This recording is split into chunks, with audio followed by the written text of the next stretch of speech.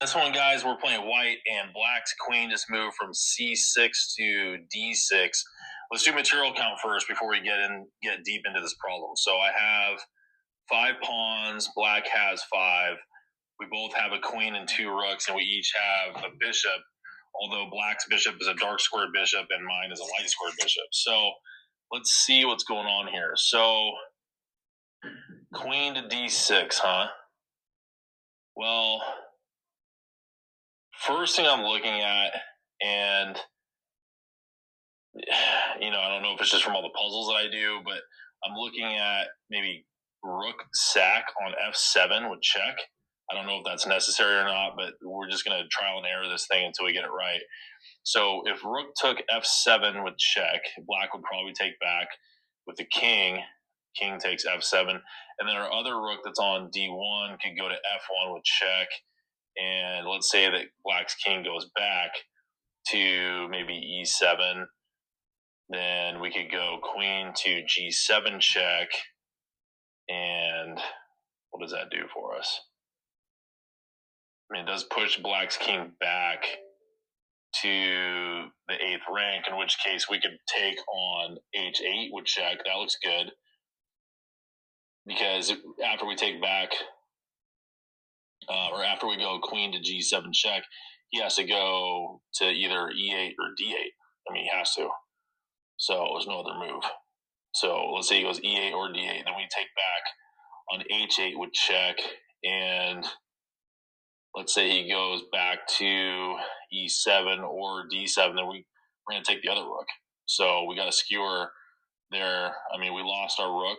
Our first rook, we sacked it for the pawn on f7. But we do pick up 2 other rooks. So I just want to see if there's any downfalls to that. If there's any in-between moves or anything that black could potentially do to thwart that plan. I mean, that looks pretty forcing. Rook takes f7 check. King takes f7. Rook to f1 check. And king to e7. Queen to g7 check. And king to e8 or d8. Queen takes h8 check. King to either e7 or d7. Then we take queen takes a8.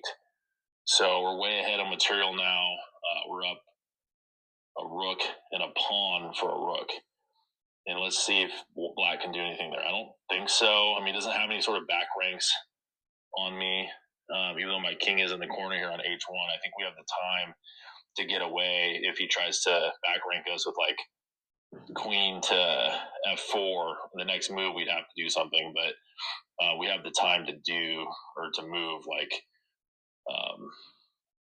to get away from that. So that looks pretty good. Let's go back a couple moves though, like from the very beginning, and see if after rook takes f7 check, like queen or king takes f7, rook to f1 check. Let's say he didn't go back to e7. Let's say that he felt bold and then wanted to move king to g6 instead. I mean, it looks bad, but maybe he survives longer to going that way. So let's say king to g6. Well, then we would have queen to f6 check, and if say king to h7, then we'd have queen to f7 check, king to h6, rook to f6 check. I mean, he's going to get mated here. There's no way he can survive this. And then he would have to go king to g5 in that case. Then we go king or queen to g7 check, and it's kind of an accordion mate type look.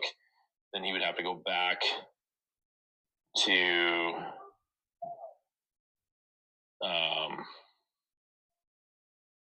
h5 in that case, and then you can bring our bishop down to like d1, bishop d1 check. He's going to get mated. It's probably end up being actually our queen and our bishop that work together to mate him, and then our rook would keep him from going up the h file. But that's if he goes king g6. So let's start from the top again. Rook takes f7 check, king takes h7, rook to f1 check, king to g6, queen to f6 check, and let's say king to really does have to go h7 or h5. So let's say he goes h5 first. Well, then we could go bishop to d1 check. And